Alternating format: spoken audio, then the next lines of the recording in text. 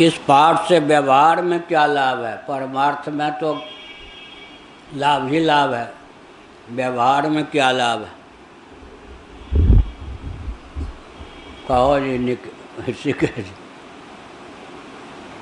एक ने कहा ये घटपट झटपट करते रहते ये लोग, इससे क्या मिलेगा? रोटी मिलेगी? कौन सा काम सिद्ध होगा? यह जो पाठ है इससे व्यवहार में क्या लाभ? परमार्थ सिद्धि तो होगी, व्यवहार में क्या लाभ है? हानि है या लाभ? क्या लाभ? हाँ,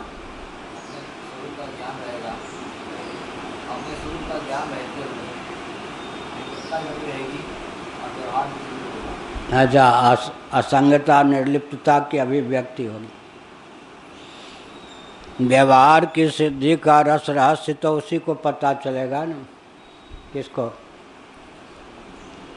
देखते तो सभी हैं, देखने का विज्ञान सबको का मालूम है क्या?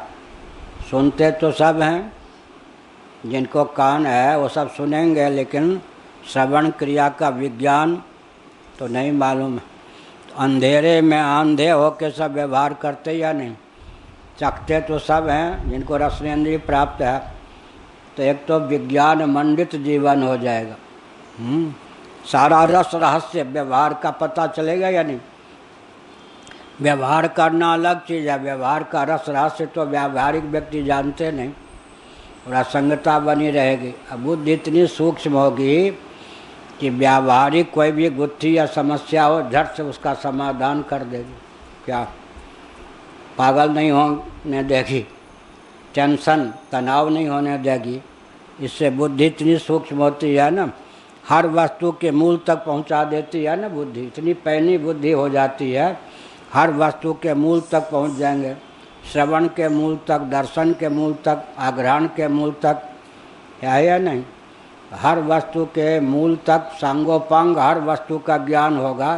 तो विज्ञान मंडित जीवन होने से अज्ञान के कारण जो विपत्तियाँ आती हैं उन सब से मुक्त हो जाएंगे।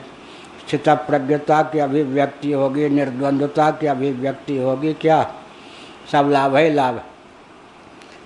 अराजकता नहीं होगी, मिथ्या भाषण में प्रवृत्ति नहीं होगी, बेईमानी में प्रवृत्ति नहीं होगी, दैवी संपत्ति से मंडित सबके हित में प्रयुक्त अभियुक्त जीवन होगा। और सबसे बड़ी बात है तत्व को मोह का शोक एकत्व मनुपस्यतः उमा जय रामचरण रथ विगत काम मद क्रोध निज प्रभुमय देखें जगत कासन करें विरोध।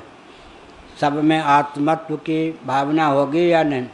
तो राग द्वेष भी नहीं होगा, राग द्वेष नहीं होगा, विषाद नहीं होगा, अविद्या नहीं होगी, अस्मिता नहीं होगी, राग नहीं होगा, द्वेष नहीं होगा, विनिवेश नहीं होगा, क्लेश मुक्त, कर्म मुक्त, विपाक मुक्त, फल मुक्त जीवन। विपाक माने फल मुक्त, आशय माने संस्कार मुक्त जीवन होगा। जीवत्व से विहीन होकर और सारा व्यवहार करेगा तो आनंद ही आनंद है। हाँ, यह हाँ, साहित्य और दर्शन में क्या अंतर है? गणित भी दर्शन है, साहित्य भी दर्शन है, व्याकरण भी दर्शन है। जो दर्शन नहीं है वो किसी काम का नहीं। गणित भी दर्शन है या नहीं? व्यवहार भी दर्शन है, साहित्य भी। जो साहित्य को दर्शन नहीं मानते वो कामी हो जाते, और जो गणित को दर्शन नहीं मानते वो केवल लेखा जोखा तक सीमित रहते। व्याकरण को दर्शन नहीं मानते वो लोगों को गाली देने, मूर्ख सिद्ध करने तक सीमित रह जाते। व्याकरण भी दर्शन है, साहित्य भी दर्शन है। साहित्य माने राहित्य के विपरीत क्या है? साहित्य।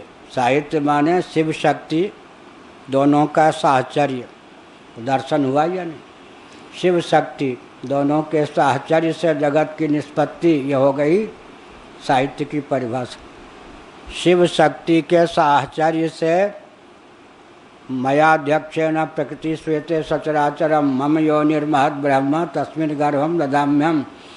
शिव शक्ति के साहचर्य से जगत की सृष्टि की निष्पत्ति, शिव शक्ति के साहचर्य से सृष्टि की क्या है? निष्पत्ति या साहित्य है। तो दर्शन हो ही गया, जगत पृथक से कहाँ रह गया। जगत को ले जाएंगे शक्ति तक, शक्ति को ले जाएंगे शिव तक, और शक्ति तक ले जाएंगे तो शक्ति अनिर्वचनीय हो जाएगी, शिव अद्वय हो जाएगा। तो शिव तत्व की अद्वैता, शिव तत्व के अद्वैत्व का निश्चय, शिव तत्व की अद्वैता का निश्चय साहित्य हो जाएगा। उसी को अलंकार कहते हैं। अलम माने पर्याप्त, सा काष्ठा सा परागति।